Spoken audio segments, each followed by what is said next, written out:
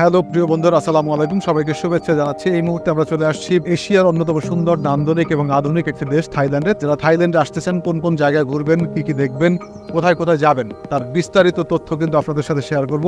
আশা করছি আমাদের এই পর্বগুলো দেখলে আপনাদের ভ্রমণে বেশ কাজে লাগবে। প্রিয় বন্ধুরা, যারা দেখছেন তারা অবশ্যই চ্যানেলটি সাবস্ক্রাইব করে কৃতজ্ঞতা প্রকাশের সুযোগ দিবেন। হ্যালো প্রিয় বন্ধুরা, আমরা চলে আসছি ইতিমধ্যে থাইল্যান্ডের সেই সুবর্ণভূমি এয়ারপোর্টে। মূলত থাইল্যান্ডে নামার পরেই যে জিনিসটা খুব বেশি দরকার সেটা হচ্ছে মোবাইল সিম, কারণ মোবাইল নেটওয়ার্ক ছাড়া খুব বেশি সময় আপনি এখানে টিকতে পারবেন না। থাইল্যান্ড এয়ারপোর্টে নামার পরে এখানে সিম কেনার ব্যবস্থা আছে, 5G ফাস্ট ইন্টারনেট থাইল্যান্ডের।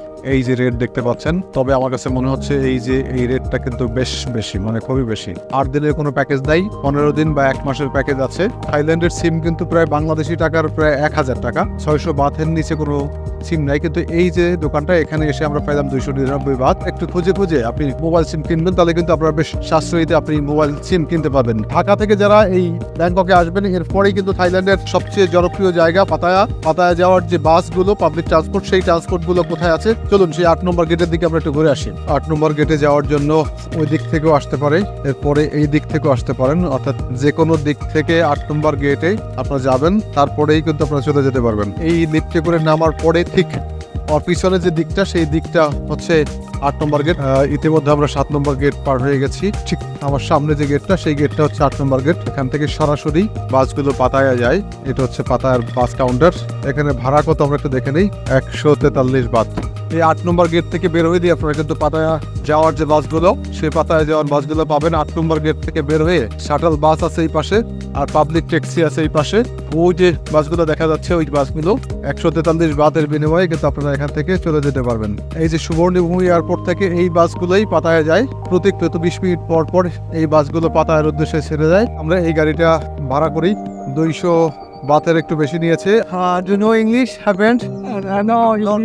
নো ইংলিশ, মানে সে কিন্তু ইংলিশ বুঝে না বা ইংলিশ কথা বলতেও পারে না। এয়ারপোর্টের রাস্তা হচ্ছে এটি, একেবারে ফুলে ফুলে সাজানো, সুসজ্জিত রাস্তা।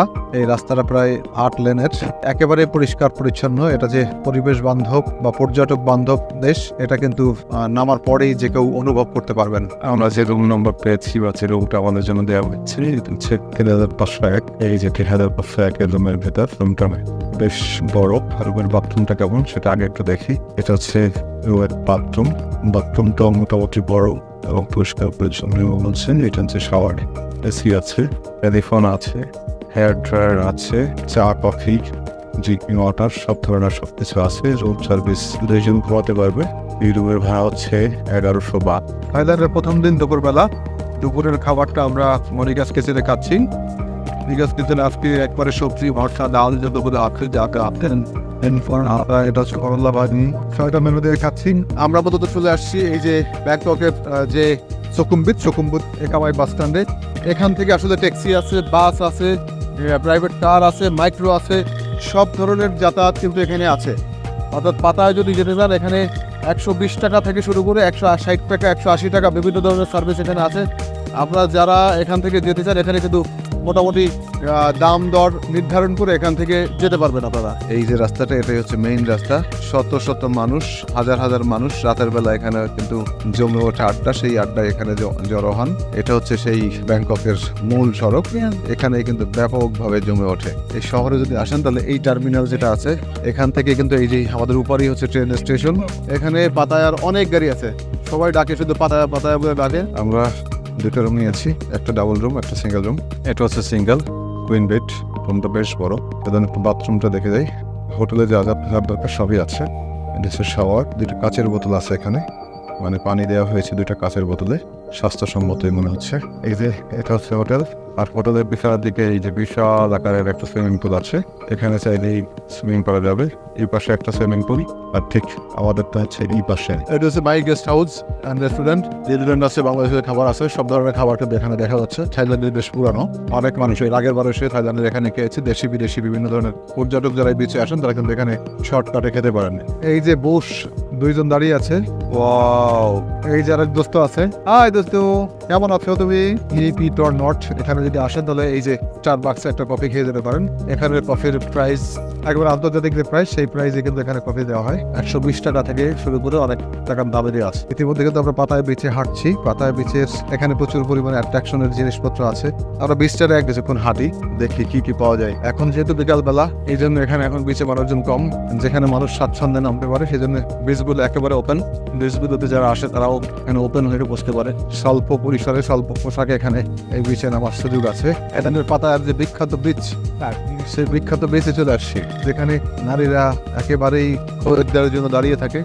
সেখানে অসংখ্য নারী। রাতে এই পাতায়া সিটির এই বিস্কুটটা ব্যাপক জমজমাট হয়ে গেছে। এই পাতায়াটা যা দেখছেন পুরা বিশ্বস্থায়ী পাতায়া।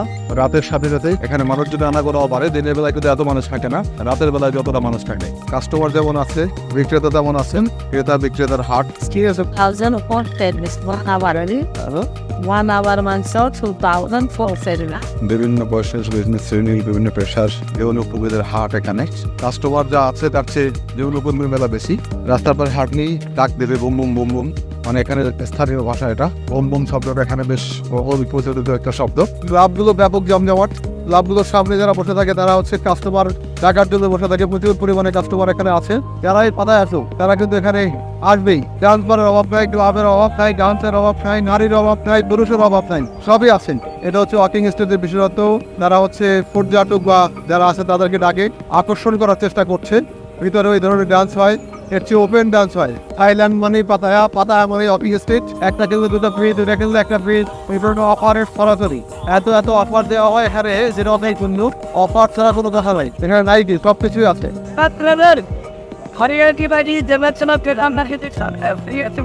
প্রিয় বন্ধুরা, থাইল্যান্ডের ব্যাংককে কোথায় থাকবেন এবং কোথায় খাবেন, পাতায়ের কোথায় থাকবেন, কোথায় খাবেন, ফুকেটের কোথায় যাবেন, কোথায় খাবেন, কোথায় কোথায় ভ্রমণ করবেন, তার সমস্ত তথ্য কিন্তু আমরা আপনাদের সাথে শেয়ার করব। আশা করছি পরবর্তী পর্বগুলোতে আপনাদের সাথেই পাবো। এতক্ষণ সাথে থাকার জন্য ধন্যবাদ।